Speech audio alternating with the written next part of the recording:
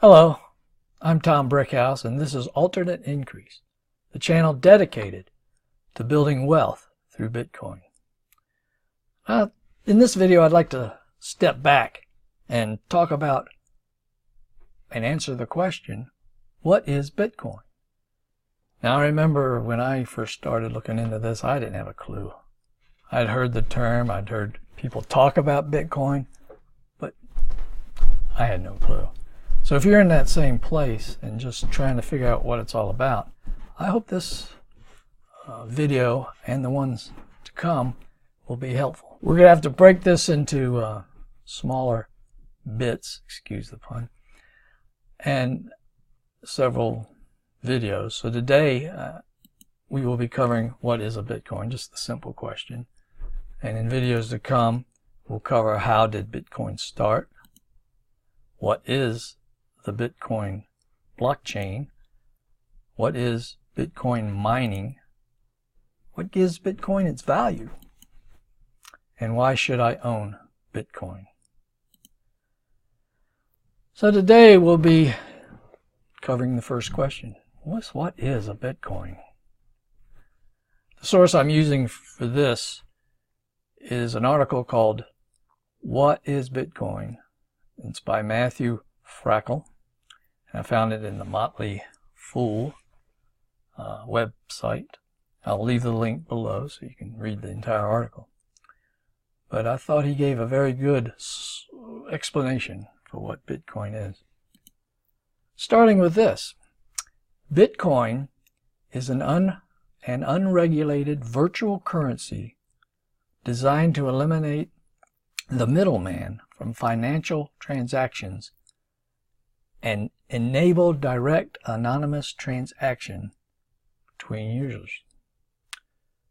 Now, to break that down a little bit, Bitcoin is virtual. It's digital. There's really nothing you can put in your hand. But I do have something here. If I can get it lined up in the camera. Oh, there we go. And it looks just like that Bitcoin pictured beside this little box I'm in. But you know what? It's made out of copper. It cost me $1 with free shipping all the way from China. Somebody designed it. Somebody mints them and sells them. It's not worth anything. So what is a Bitcoin? And later we'll talk about what gives it its value. So it's, like it says here, it's virtual, and it eliminates the middleman. That means when you buy something, make a digital transaction to pay for something online, it has to go through the banking institution. With Bitcoin, it just goes from one person to another person, and that's it. And it's anonymous. Now, the transaction itself can be viewed by anybody, but nobody knows who's making these transactions or what they're for. So that's part of the appeal, that it is not overseen by any institution. And that's the next point. The currency is completely virtual and self-sufficient. It is not controlled by any central authority. So in the United States, we have a central authority. It's called the Federal Reserve Bank. A lot of people assume that is a government institution, but it is not. It's a private company, a private bank that is sanctioned by the U.S. And they'll just print money anytime they want. And every economy in the world right now, its fiat currency is the same way. It's subject to inflation. The next point, new Bitcoins are created through a process called mining.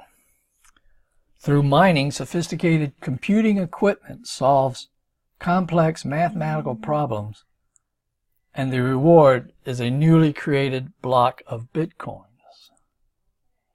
We'll talk about blocks later. But the imagery of mining is, mining for gold. And it's a pretty good analogy because these bitcoins are hidden by the protocols and by the program, and they're uncovered by, like it says here, the computing equipment, computers solving complex mathematical problems. The first one to do that, the first miner to do that, gets rewarded.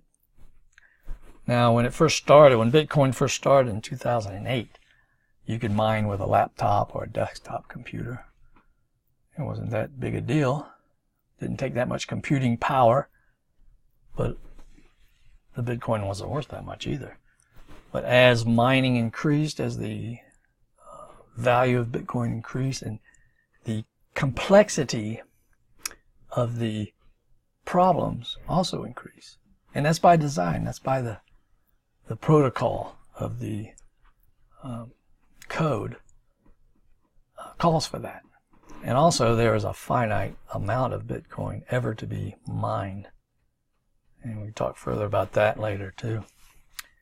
The next point is each Bitcoin can be broken down into fractional units with up to 8 decimal places of precision.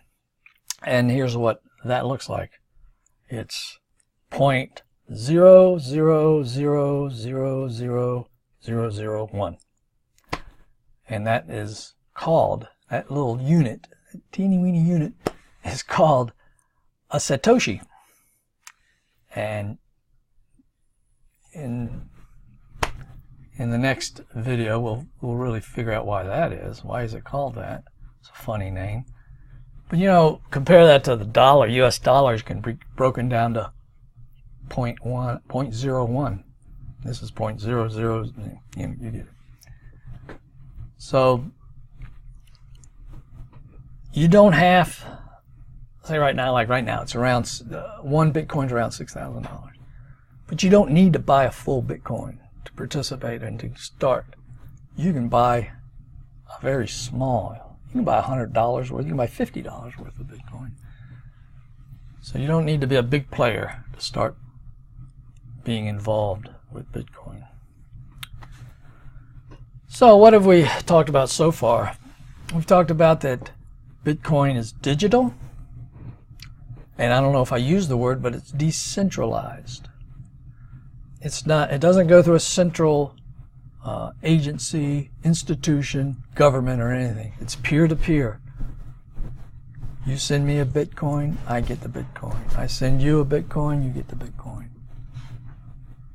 It's anonymous, because nobody else knows that we transacted, although the transaction itself can be viewed.